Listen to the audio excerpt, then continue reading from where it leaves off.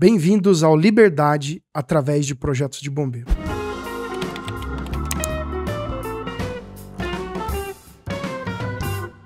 Aqui eu ajudo você, engenheiro e arquiteto, a faturarem ao menos R$15 mil por mês com projetos de bombeiro. O meu nome é Hugo Baroni e eu sou especialista em projetos de bombeiro. Eu trabalhei muitos anos no Corpo de Bombeiro, analisando os projetos de bombeiro e fazendo as vistorias. E hoje, já aposentado, eu ajudo vocês a faturarem ao menos os R$15 mil por mês com projetos de bombeiro. É um grande prazer receber vocês aqui e fazer mais um vídeo aqui falando sobre sistemas de proteção e combate a incêndio, para a gente entender um pouco mais sobre este mundo. E hoje, especificamente, eu queria falar com vocês sobre legislação de proteção e combate a incêndio. A gente fala bastante aí de proteção e combate a incêndio, mas muitas vezes a gente acaba não falando da legislação, de onde a gente tira a obrigatoriedade, de onde a gente tira quais medidas de proteção e combate a incêndio são obrigatórias para cada tipo de edificação, para cada área de risco, para cada ocupação diferente. Nós temos várias classificações aí de ocupações, né? Então hoje a ideia é falar um pouquinho sobre isso, tá trazendo, olhando direto no site do Corpo de Bombeiro, e a ideia é pegar o site aqui do estado de São Paulo e falar talvez de algum outro estado, aí a gente pode estar buscando, são muito parecidas as legislações, né? E a gente vai ver que a estrutura da legislação ela é muito parecida em todos os estados, tá? Ela é muito parecida e basicamente todos os estados aqui do Brasil, eles seguem o mesmo padrão da legislação de São Paulo.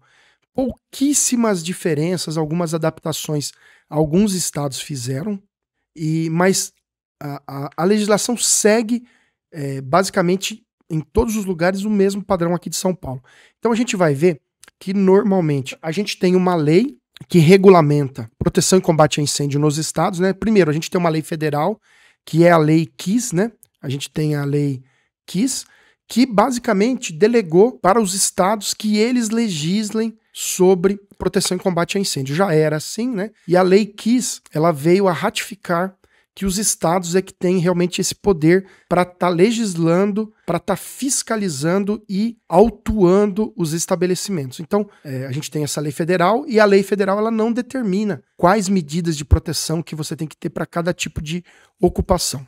Delega para os estados, né? Então a gente tem a lei federal delegando para todos os estados, cada estado tem a sua legislação própria, né? A maioria dos estados tem uma lei que trata da segurança contra incêndio, que regulamenta e traz outras providências, e abaixo dessa lei, normalmente todos os estados são assim, a gente tem os decretos.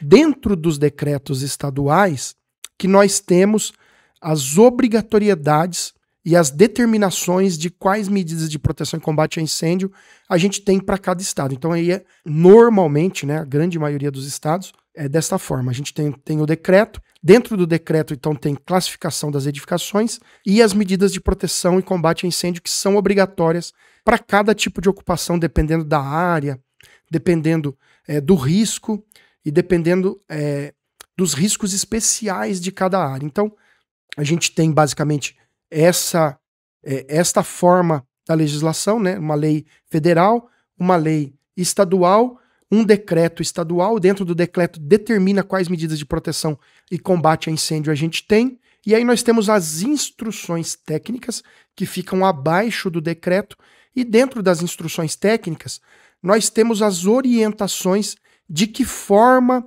e como essas medidas de proteção e combate a incêndio devem ser aplicadas. Então eu vou dar um exemplo aqui. Nós temos dentro do decreto do estado de São Paulo, a gente consegue saber, por exemplo, classificar uma edificação. Imagina um prédio residencial.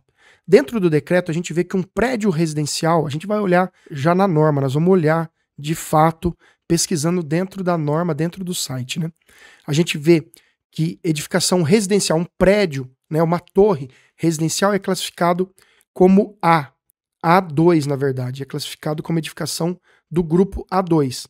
E aí a gente tem as tabelas que determinam que a edificação do grupo A2 a partir de determinada área construída e determinada altura, ela tem que ter várias medidas de proteção e combate a incêndio. Por exemplo, hidrante, alarme de incêndio, iluminação de emergência, extintores, compartimentação, saídas de emergência. Então você vê várias medidas de proteção e combate a incêndio que são obrigatórias, por exemplo, para uma edificação do tipo A, uma edificação residencial, tá? Multifamiliar, né? Uma residência com várias, uma edificação com várias residências, uma edificação multifamiliar. E aí, cada medida dessa de proteção e combate a incêndio, a gente tem uma instrução técnica específica. Por exemplo, extintores. Eu tenho aqui no estado de São Paulo a instrução técnica número 21, que trata de extintores.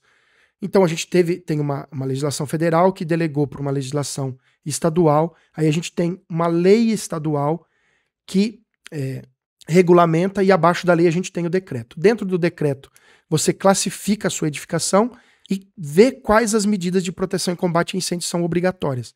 Entre essas medidas, nós citamos o exemplo de proteção por extintores. E aí a gente tem uma instrução técnica que fica abaixo do decreto e que determina de que forma tem que ser instalados os extintores, quais os distanciamentos, quais as áreas de cobertura, qual o tipo de extintor. Então, a gente vê isso dentro da instrução técnica de extintor. Tá? E assim, da mesma forma, para hidrante, tem previsto no decreto e que você tem a obrigatoriedade de se ter hidrantes. E você tem uma instrução técnica que trata de hidrantes. E assim, praticamente todos os estados seguem este mesmo padrão. O que acontece em alguns lugares, por exemplo, em Minas, essas tabelas que determinam o que tem que ter de proteção para cada tipo de edificação, ela não está no decreto. Ela está dentro de uma instrução técnica específica. Mas, basicamente, a estrutura é a mesma. Uma lei, um decreto que regulamenta, e às vezes você tem as medidas de proteção dentro do decreto. Desculpa, dentro da instrução técnica. Às vezes dentro do decreto, na maioria das vezes, e às vezes na instrução técnica. Então eu vou tentar abrir pelo menos 2 ou 3 estados diferentes para a gente ver onde acha a legislação, de que forma que a gente acha a legislação, mas de fato é assim. Basicamente a gente segue esse padrão para todos os estados, tá? A gente vai para dentro do site, eu vou começar aqui pelo estado de São Paulo, a gente vai para dentro do site aqui do Bombeiro do estado de São Paulo, vou mostrar para vocês onde consulta a legislação, tá? E como ela está separada lá. A gente tem a lei, tem o decreto, tem a instrução técnica, a gente vai dar uma olhada rápido no decreto, só para vocês terem uma ideia de como que está dentro do decreto. Depois a gente pode olhar uma ou duas instruções técnicas. Aqui no estado de São Paulo a gente chama de instrução técnica. Em outros estados, às vezes, a gente chama de norma técnica. Em outros estados é norma técnica, instrução técnica regulamentadora. Então só muda o nome, mas o padrão da legislação é o mesmo, tá? Então vamos rapidamente aqui para dentro do site. Ó. Eu vou começar aqui, desde aqui do Google, ó, colocou aqui Corpo de Bombeiro do Estado de São Paulo. Aqui eu sempre estou pesquisando, né, legislação. Chegou no site aqui, normalmente você vai ter algum lugar que vai estar lá segurança contra incêndio. E aqui a gente tem várias opções, né? Dá para se simular taxa, ver a legislação, consultar alguma comissão técnica. Mas nós queremos ver aqui legislação. Bom, dentro de legislação, a gente cai aqui nessa outra tela que ela pode dar para a gente legislação em vigor e legislação anterior. Nós temos aqui também as legislações antigas, as legislações anteriores que já foram sendo substituídas, tá?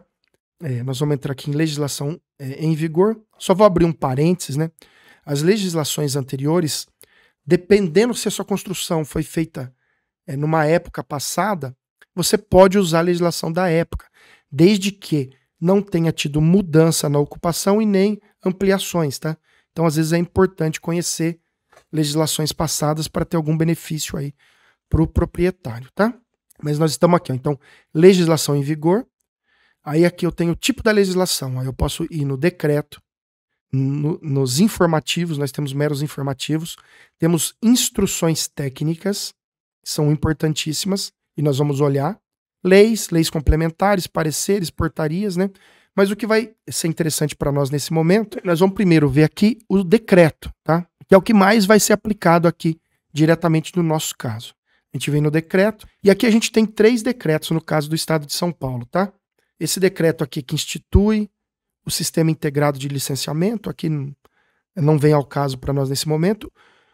O decreto 63.911, né? Que ele institui o Regulamento de Segurança contra Incêndio. Isso aqui é o que está em vigor aqui no Estado de São Paulo.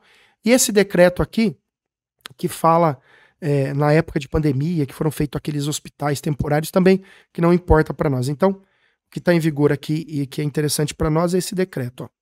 Clicou aqui, a gente consegue acessar o decreto, que é o decreto que está sendo usado aqui no Estado de São Paulo. Vamos aumentar ele um pouquinho para melhorar nossa visualização. Então, é importante a gente conhecer esse decreto. Ele traz algumas definições muito importantes para nós, né, que são aplicadas nos projetos de fato. Então, realmente é importante conhecer, principalmente essa parte de definição, né? Nós temos várias definições, ó, citando exemplo aqui, a definição de altura, né? Então, aqui ele explica o que é a altura para o corpo de bombeiros, né? A altura de uma edificação para o bombeiro não é a altura do telhado, né? É a altura se você tiver mais de um pavimento. E aí é do pavimento mais alto até o pavimento mais baixo. Isso é o que define a altura para o corpo de bombeiros. E tem a outra definição que é a altura para a saída de emergência, né? Não é o que a gente veio ver hoje aqui, mas estou só citando um exemplo aqui. E aí vem várias definições, e definições às vezes importantíssimas que se aplicam aos nossos projetos, né? Então, surgindo dúvida, a gente pode vir, ó, por exemplo, definição de mezanino, né? Que é um pavimento que subdivide parcialmente um andar, desde que o mezanino não passe de 1/3 da área desse pavimento que ele subdividiu. Ou seja, você tem um pavimento de 600 metros quadrados. Se você tiver um mezanino, um pavimento ali que está subdividindo até 200 metros quadrados, ele é um mezanino para esse pavimento, né? Ele não passou de 1/3. Se ele tiver mais do que 1/3, se ele tiver, por exemplo, 250 metros, ele passa a ser um pavimento. E isso interfere na altura da edificação. E você pode ter mais medidas de proteção e combate a incêndio por conta dessa altura, tá? Então, importantíssimo a gente conhecer aqui essas definições, tá bom? Então, aqui foi só um exemplo também aí para a gente entender, né? Aí vem aqui ocupação mista, ocupação predominante, ocupação subsidiária.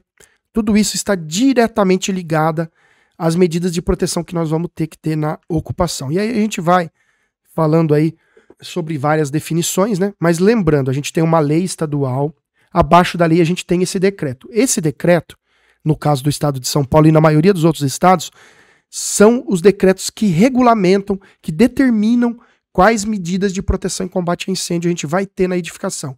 A gente vai olhar aqui, que nós temos aqui tanto as classificações das edificações, quanto as tabelas que determinam quais as medidas de proteção e combate a incêndio são obrigatórios aqui para esse caso, tá?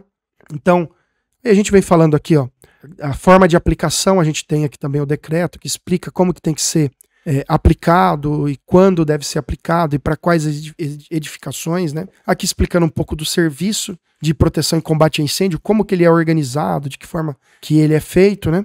Aqui está falando já um pouco do processo, de que forma que é o processo, né? Os processos, eles estão mais bem explicados dentro da instrução técnica número 1, que pode ser o processo técnico simplificado, o projeto técnico simplificado ou o projeto técnico, né? E aí tem o projeto técnico para ocupação temporária e mais o projeto técnico para ocupação temporária em edificação permanente. Tá tudo explicado na instrução técnica número 1, que muitos chamam de instrução técnica administrativa. Mas vejam, a gente tem que ter uma noção aqui do decreto estadual, né? E depois saber que o decreto estadual vai remeter a gente para as instruções técnicas, tá? Aí vem falando da responsabilidade que compete pro corpo de bombeiros, etc. Aqui está explicando da altura e das áreas, também importantíssimo esse decreto, que ele explica aqui para nós, aqui fala de altura da edificação, quando é aplicado, fala que o mezanino não é aplicado para altura, né? E assim a gente vai seguindo, né? E aqui já entra, ó, já começamos a falar das medidas de proteção e combate a incêndio, das medidas de segurança contra incêndio, né? E aí fala aqui que elas são exigidas conforme a ocupação, conforme a altura, conforme a carga incêndio, que é o material que você tem combustível dentro de uma edificação, ela é a carga incêndio que você tem lá dentro, conforme a área construída, conforme a capacidade de lotação e conforme os riscos especiais, tá?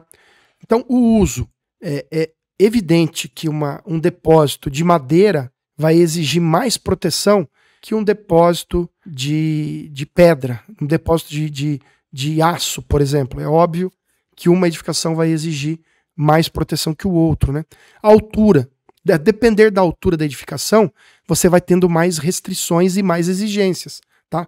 Uma edificação com uma determinada altura vai se exigir um tipo de escada. Para uma altura menor, uma escada comum. Para uma escada maior, uma escada protegida, uma escada à prova de fumaça, por exemplo, né?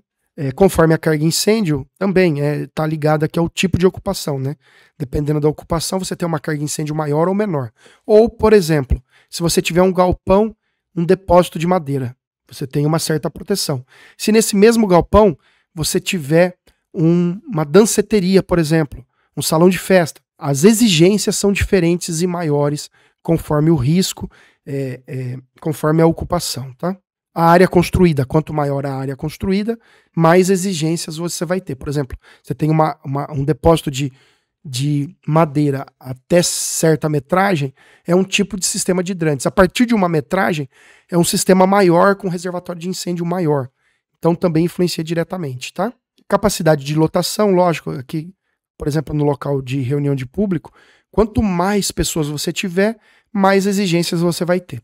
E, por fim, os riscos especiais. Por exemplo, uma central de GLP, ela traz riscos especiais para nós. Líquidos inflamáveis, tanques com líquidos inflamáveis, uma usina de açúcar e álcool, por exemplo.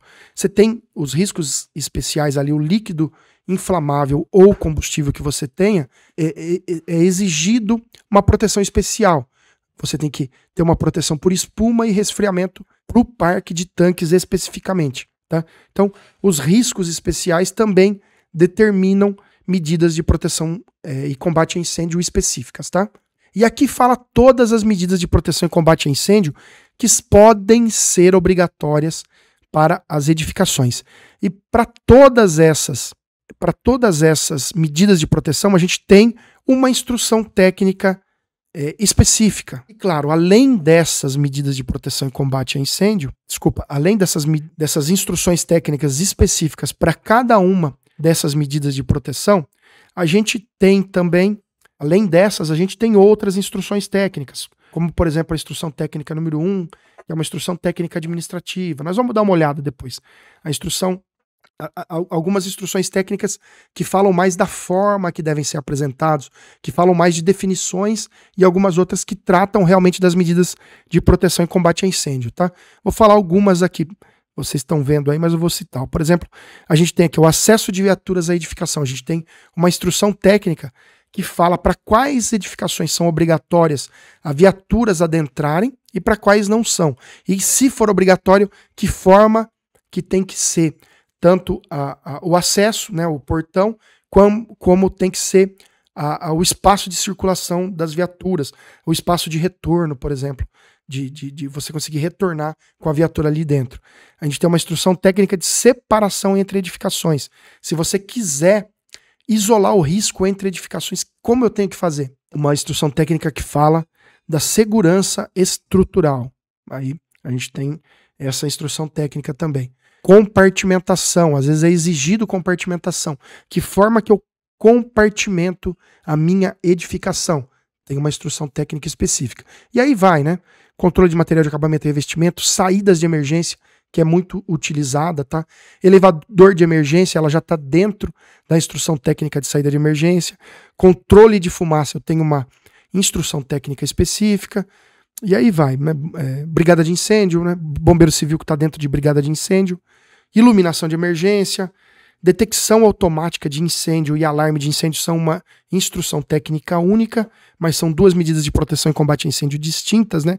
Ambas com a mesma finalidade, que é estar alarmando, né? Que está avisando os ocupantes da edificação sobre um princípio de incêndio, né? Só que uma automaticamente e outra através de uma pessoa que estiver circulando na edificação. E aí Sinalização de emergência, extintores, hidrantes, importantíssima, né? Chuveiros automáticos, que são exigidos em alguns casos, né? Em outros casos, ele substitui, por exemplo, o sistema de compartimentação, sistema de resfriamento e espuma, que são para líquidos inflamáveis, né? O resfriamento também para GLP, né? Quando você tem grandes tanques de GLP, é exigido o resfriamento. Sistema fixo de gases limpos, né? A gente tem também instrução técnica. Sistema de proteção contra descarga atmosféricas, SPDA. Enfim, a gente tem várias medidas de proteção em combate a incêndio e nós temos instruções técnicas que são pertinentes para cada uma delas, tá? E aqui, a gente continuando, né? Então, tá falando já do comprimento, né? Das medidas de proteção e combate a incêndio. Agora fala aqui de instalação temporária. Tudo é legal você dar uma olhada, né? Já fala da regularização empresarial, fiscalização. A gente agora fala aqui das infrações e penalidades, advertência escrita, multa, cassação da licença, né? Processo inflacional. Aqui está falando mais da parte de fiscalização, né? E por fim, a gente começa a falar agora aqui da classificação das edificações, tá? Como eu tinha falado para vocês no início, eu usei o exemplo de uma edificação residencial e usei o A2, que era uma habitação multifamiliar, tá vendo? Então você tem aqui, ó, A1, que é unifamiliar, são as residências, né? A gente tem grandes condomínios de residências horizontais, né? E aí só devem ser protegidos salão de festas, só as áreas comuns, né? As residências, elas não têm medidas de proteção e combate a incêndio obrigatórias, tá? Habitação coletiva, como pensionato, internato. Então, aqui você consegue achar pegar a sua ocupação da empresa, da escola, do comércio. Você pega aquela ocupação e classifica ela de acordo com a legislação. Então, ela pode ser do grupo A, do grupo B, que é serviço de hospedagem, né? Hotel, motel, exemplo. O grupo C, que é comercial, a gente tem aqui o C3, que é shopping center. O C2 são comércios de média carga incêndio. E C2 é média e alta carga incêndio. E C1 é baixa carga incêndio, tá? E aí vai. D, que é prestação de serviço, né? Você vê que tem laboratório, agências bancárias e etc, né? Escritórios se enquadra no D. O grupo E, que é educacional e cultura física, então a gente tem as escolas em gerais, que seria o E1, E2, escolas especiais, né? E aí você consegue pegar a sua edificação e tá classificando aqui, né? Vamos passar rapidamente, a gente tem o grupo F, que são os locais de reunião de público, tá? Você pegar o F6 aqui é salão, clube social e salão de festa. F11, uma boate. F2, uma igreja. Então, você pega a sua edificação e classifica ela aqui, tá? G, são serviços automotivos, são garagens, né? Hangares. A gente tem aqui oficinas mecânicas, por exemplo. H, serviços de saúde, já entram hospitais, clínicas veterinárias, etc. Grupo I, que é indústria. Então, aí você tem indústria de média, alta e baixa carga incêndio, que seria I3, I2 e I1, né? O I1 é baixa e I3 é alta, tá? Então, aqui você consegue ter ideia de tudo que você pode estar classificando. Aí nós temos os depósitos, né? Também, aí o depósito tem 4 classificações, né? De J1 até J4, sendo que J1 é um depósito de material em combustível, vamos falar um depósito de pedra, e o J4, que você tem grande poder calorífico, acima de 1.200 megajoule. Seria o exemplo lá do depósito de madeira, né? Então, aí a gente tem desde o J1 até o J4. E para cada um deles, medidas de proteção e combate a incêndio diferentes, tá? E aí, já quase finalizando, ó, grupo K é energia, grupo L, explosivos, grupo M são os riscos especiais, e aí entra líquido inflamável ou combustível, túnel, central de telecomunicações, silos entra aqui, e canteiro de obras, além de pátio de containers e florestas. Então, você consegue estar classificando sua edificação ou área de risco em cima aqui do decreto. Então, o quão é importante o decreto, gente? A nossa análise e as nossas medidas de proteção e combate a incêndio, ela nasce no decreto. O primeiro passo é achar qual o grupo pertence à minha edificação? Qual o grupo e divisão? É grupo A, A1, A2, A3, grupo E, que é escola, E1, E2, E3, E4, você consegue classificar aqui qual seria o tipo da sua ocupação, tá? Uma vez classificado, gente, olha só, a maioria dos estados elas estão dessa forma aqui, tá? No próprio decreto traz a classificação. Depois tem as outras tabelas, a gente começa com a tabela 2. Tabela 1, então, ó, a classificação das edificações e áreas de risco quanto à ocupação. Então a tabela 1 traz a ocupação. A tabela 2 nos traz a altura. A altura, você tem edificação térrea quando você tem um pavimento. Edificação baixa até 6 metros de altura. Lembrando que a altura não é a altura do telhado, é a altura do pavimento mais alto até o pavimento mais baixo, tá? E aí você tem edificação de baixa a média altura entre 6 e 12 metros. Depois edificação de média altura entre 12 e 23. Edificação medianamente alta entre 23 e até 30 e alta acima de 30 metros, tá? Então você tem aí os edifícios residenciais, edifícios comerciais, às vezes você tem shoppings também que tem aí uma altura maior, tá? E aí você tem a classificação das edificações e áreas de risco quanto à carga incêndio, que é o que você tem de material calorífico dentro daquela instrução técnica, né? Então, o que você tem para pegar fogo? Você tem o risco baixo até 300 megajoule, risco médio entre 300 e 1.200 e risco alto acima de 1.200, tá? Nós temos a instrução técnica 14, que traz uma relação de diversas atividades, diversas edificações, e aí você consegue, de acordo com a sua edificação, saber qual a carga incêndio, quanto você tem em média de material calorífico. Mas para vocês terem uma ideia, metalúrgica você tem 200 megajoule, é uma atividade, é uma edificação do risco baixo, tá? Uma indústria indústria que fabrica produtos plásticos, a própria norma fala que ela tem 1.000 megajoules, ela é um risco médio. E aí você tem, por exemplo, depósito de madeira, dependendo da quantidade de madeira, você tem 2.000, 3.000, 4.000 megajoules. E aí ela é o risco alto quanto à sua carga incêndio, tá? Também a gente tem a tabela 4, que é para edificações existentes, e aí você tem uma instrução técnica própria para as edificações existentes, você pode seguir totalmente a legislação da época com pequenas adaptações, tá? Você tem também a tabela 5, e aqui, a partir da tabela 5 e tabela 6, a gente já tem as medidas de proteção e combate a incêndio que são exigidas para cada tipo de ocupação, a depender do seu tamanho e a depender da sua altura, tá? Então, a tabela 5, ela é utilizada para todos os tipos de edificação, tá? Então você tem aqui, ó, edificações com área menor a 750 metros quadrados e altura inferior a 12 metros, tá? Então, ela não pode ser uma edificação nem muito grande nem muito alta para o Corpo de Bombeiros. Por exemplo, nós temos aqui, como a gente falou, ó, grupo C é comércio, né? Para comércio até 750 metros e até 12 metros de altura, tá? Não é exigido o controle de material de acabamento e revestimento. Ó, comércio é grupo C, não é exigido, tá marcado com um traço. Saídas de emergência é exigido. Inclusive, saídas de emergência é uma das medidas de proteção e combate a incêndio que é exigido para todos os tipos de edificação. Iluminação de emergência. Grupo C, é exigido, mas tem o 1 aqui em cima, vamos ver. Ó. O 1, somente para edificações com mais de 2 pavimentos. Então, iluminação de emergência, só se nós tivermos mais que 2 pavimentos, será exigido iluminação de emergência para edificações de até 750 metros quadrados e altura inferior ou igual a 12 metros, tá?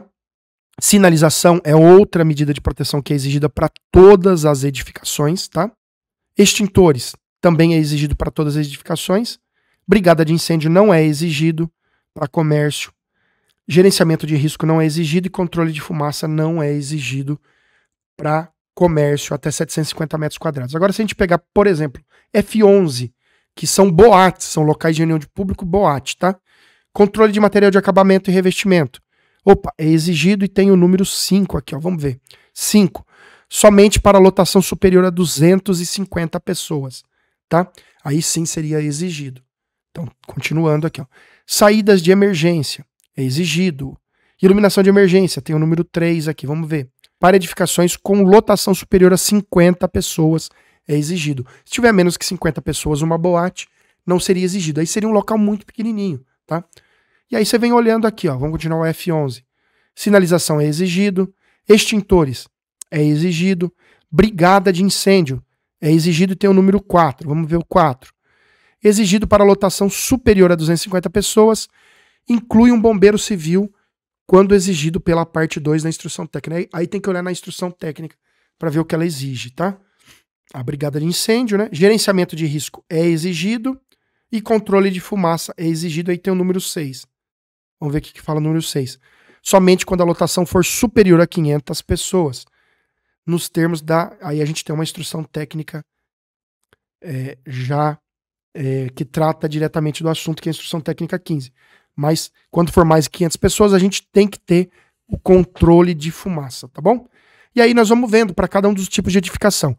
Lembrando que a tabela 5, isso aqui é importantíssimo, apenas para edificações até 750 metros quadrados ou altura inferior a 12 metros. Agora a gente tem a tabela 6. E a tabela 6, vocês vão ver que tem várias tabelas 6. Ó. Vamos ver aqui, ó. Todos os estados, pessoal, seguem muito parecido esse padrão.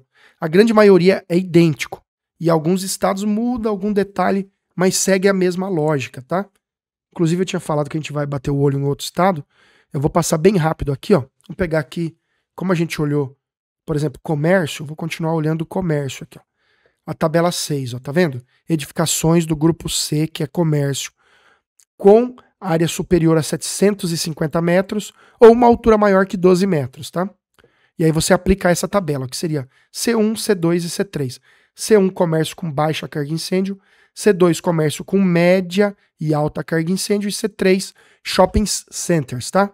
E aí a gente vem aqui, ó. Se ela for térrea, você tem determinadas medidas de proteção e combate a incêndio. Como, por exemplo, acesso de viatura na edificação? Sim, para todas, tá? Segurança estrutural? Para todas. Compartimentação horizontal? Tá? Para térrea tem o número 1. Aí você teria que ver aqui, ó. Pode ser substituído por sistema de chuveiro automático, se for térreo. O número 2 tem a chamada número 1. O 13, que é entre 6 e 12 metros, tem o número 2 aqui, ó.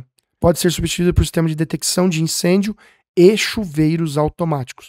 Então, você substitui por detecção e chuveiros automáticos a compartimentação. E assim você vai seguindo. Saídas de emergência, é exigido para todas. Gerenciamento de risco, aí que para a maioria tem o número 4. Ó. Para edificações do tipo shopping center. E assim você vê tudo que é exigido. Ó. Hidrantes, para todas elas, a partir de 750 metros, tá? Extintores, para todas. Sinalização, para todas. Alarme, para todas. Agora vamos ver sprinkler, que são chuveiros automáticos.